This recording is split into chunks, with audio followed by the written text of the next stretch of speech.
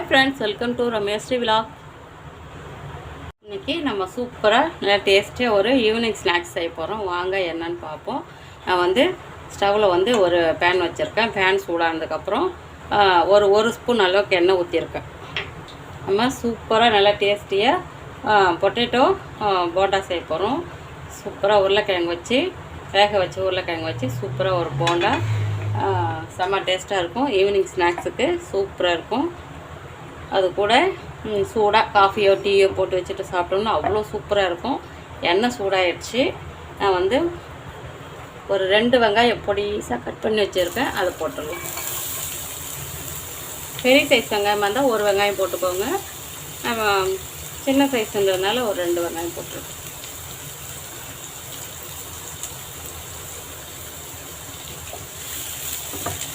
போட்டுட்டு நல்லா வதக்கி விட்டுடலாம்.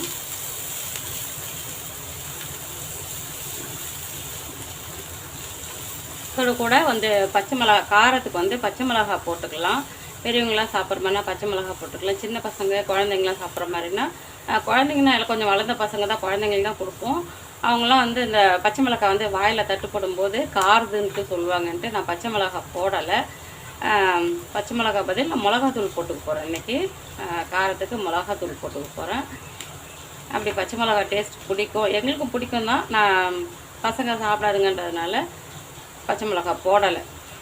பிடிக்குன்றவங்க பச்சை மிளகா போட்டுக்கலான்றவங்க போட்டுக்கலாம், தப்பு இல்லை. ஒரு 2 பச்சை மிளகா பொடிசாக கட் பண்ணி இதோட கூட போட்டு வதக்கிக்கலாம். வெங்காயம் நல்லா வதங்கட்டும். பாருங்கள், நல்லா வதங்கிடுச்சு. ரொம்பவும் தவளை வதக்கணும்னு இல்லை. இது நம்ம எண்ணெயில் பொரிக்கும் போது மீதி வெந்துடும். ஒரு அளவுக்கு வதக்கினா போதும். இப்போது இதில் வந்து மிளகாத்தூள், நான் வந்து தனி மிளகாத்தூள் வீட்டில் அரைச்ச தனி மிளகாத்தூள் தான். அதில் ஒரு அரை ஸ்பூன் எடுத்து வச்சுருக்கேன். அரை ஸ்பூன் சால்ட்டு, ஒரு 1/4 டீஸ்பூன் கம்மியாக மஞ்சள் தூள், ஒரு அரை டீஸ்பூன் அளவுக்கு கரம் மசாலா எடுத்து வச்சுருக்கேன். எல்லாத்தையும் போட்டுடலாம்.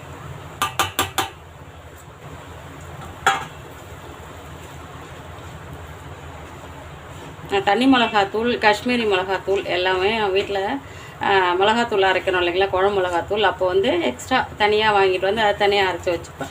காஷ்மீரி மிளகா தனியாக அரைச்சி வச்சுப்பேன். தனி மிளகாத்தூளுக்கு அது தனியாக அரைச்சி வச்சுப்பேன். லைட்டாக வதக்கிட்டு பாருங்கள், நான் வந்து ஒரு 2 உருளைக்கிழங்கு கட் பண்ணி நல்லா மேஷ் பண்ணி வச்சுருக்கேன். நல்லா நம்ம கையாலே மசிச்சுக்கலாம். ரொம்ப குழம்புன்னு ஆகணும்னு இல்லை, கையாலே மசிச்சுக்கலாம். 2 உருளைக்கிழங்கு எடுத்து வச்சுருக்கேன். நம்ம இதில் போட்டு நல்லா கலந்து விட்டுடலாம்.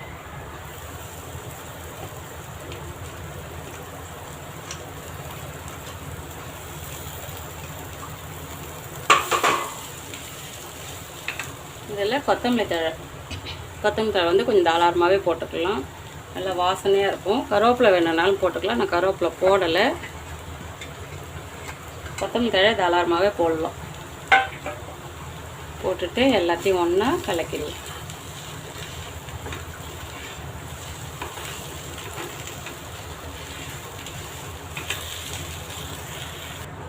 எல்லாத்தையும் ஒன்றா மிக்ஸ் பண்ணிட்டோம். பாருங்கள், இது நல்லா ஆறட்டும்.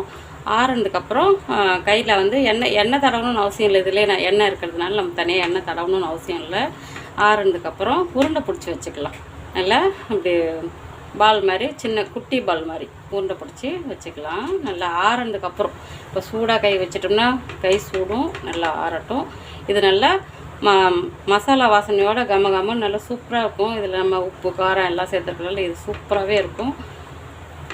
இது நல்லா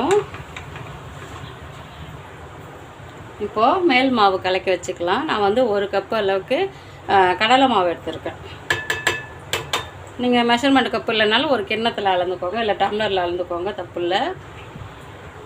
1 கப்பு கடலை மாவுக்கு 1/4 கப்பு பச்சரிசி மாவு எடுத்துருக்கேன். அது போட்டுடலாம்.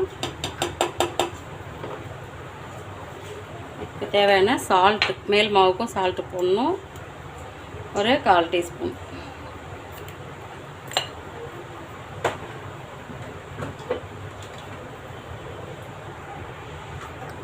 இப்போ ஒரு 1/4 டீஸ்பூன் அளவுக்கு மஞ்சள் தூள், ஒரு அரை டீஸ்பூன் அளவுக்கு காஷ்மீரி மிளகாத்தூள் போட்டுடலாம். இது வந்து காரம் அதிகம் இருக்காது. மேல் மாவுக்கு நமக்கு காரம் அதிகம் தேவையில்லை. நம்ம ஏன்னா மசாலாலே காரம்லாம் போட்டுட்டோம். இது லைட்டாக கலர் வரும், அதுக்காக தான் ரெட் கலர் வரணும். நம்ம வந்து ஃபுட் கலர் சேர்க்கலை, அதனால் காஷ்மீரி மிளகாத்தூள் போட்டிருக்கேன். எல்லாத்தையும் போட்டுட்டு ஒன்றா மிக்ஸ் பண்ணிடலாம். கொஞ்சம் கொஞ்சமாக தண்ணி ஊற்றி கெட்டியாக கலக்கிக்கலாம்.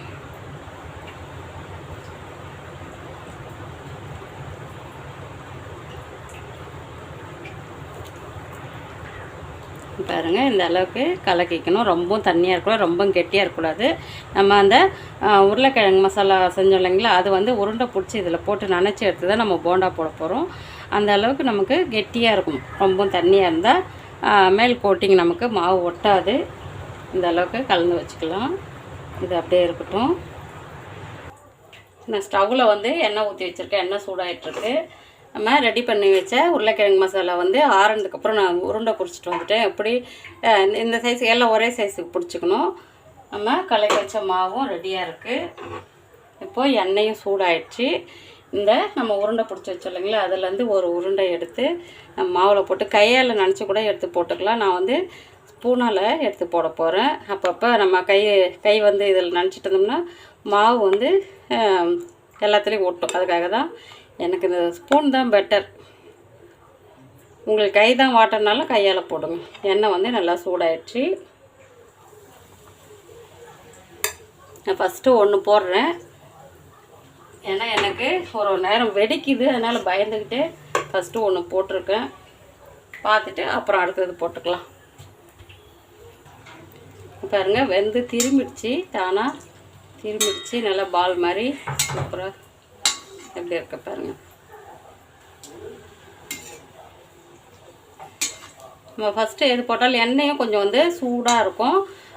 சிலது வந்து நம்ம ஃபஸ்ட்டு போடுறது வந்து தீஞ்சிரும், கலர் மாறிடும். அதனால் எனக்கு சில நேரம் ஏதோ ஒன்று தான் வெடிக்கும். அதனால் பயந்துக்கிட்டு நான் ஃபஸ்ட்டு ஒன்று தான் போடுவேன். அது எப்படி வேகுதுன்னு பார்த்துட்டு அப்புறம் அடுத்து நிறைய போட்டுப்பேன். அப்படியே வேகட்டும். பாருங்கள், நல்ல கலர் மாதிரி சூப்பராக செவந்து வருது, வெடிக்கலை. இனிமேல் பயம் இல்லாமல் அடுத்ததெல்லாம் போடுவோம்.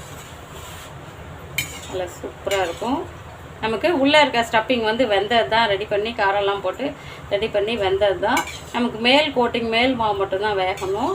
கடலை மாவு அரிசி மாவு போட்டிருக்கோம் இல்லைங்களா, அது மட்டும்தான் வேகணும்.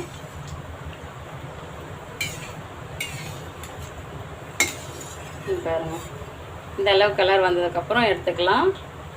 சூப்பராக இருக்குது. நம்ம லைட்டாக மஞ்சள் தூளும் காஷ்மீரி மிளகாத்தூள் போட்டோம் இல்லைங்களா, அதனால் நல்லா கொஞ்சம் ரெட் கலராக வந்திருக்கு. சூப்பராக நல்லா எண்ணெய் வடிகட்டிட்டு எடுத்து பிளேட்டில் வச்சுக்கலாம்.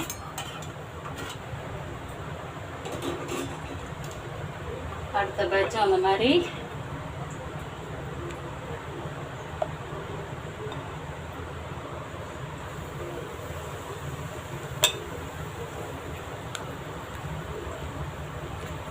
இப்போ ரெண்டாவது அந்த வேகட்டும். எல்லாத்தையும் ரெடி பண்ணிவிட்டு அப்புறம் பார்ப்போம்.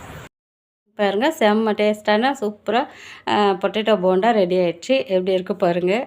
நல்லா செம்ம டேஸ்ட்டாக இருக்கும். ஈவினிங்க்கு அவ்வளோ சூப்பராக சாப்பிட்றதுக்கு இதமாக இருக்கும்.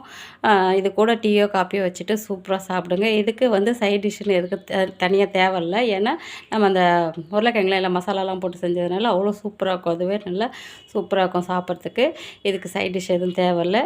நீங்கள் இது கூட டீ காப்பி எதாவது வச்சுட்டு சூப்பராக சாப்பிட்டு பாருங்கள். செம்ம டேஸ்ட்டாக இருக்கும். நான் வந்து பாருங்கள், நல்லா சாஃப்டாக இருக்குது. சுடுது, நல்லா சாஃப்டாக இருக்குது. பிச்சு காட்டுறேன். எப்படி இருக்குது பாருங்கள்.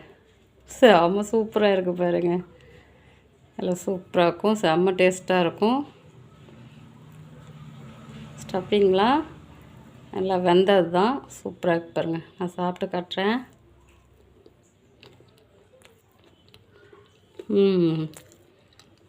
மேலே வந்து முறுமுறுன்னு உள்ளே நல்லா சாஃப்டாக இருக்குது. சூப்பராக செம்ம செட்டு டேஸ்டான பொட்டேட்டோ போண்டா சூப்பராக ரெடி ஆகிடுச்சு. இந்த மாதிரி செஞ்சு சாப்பிட்டு என்ஜாய் பண்ணுங்கள். இந்த வீடியோ உங்களுக்கு பிடிச்சிருந்தா லைக் பண்ணுங்கள், ஷேர் பண்ணுங்கள், சப்ஸ்கிரைப் பண்ணுங்கள். தேங்க்யூ.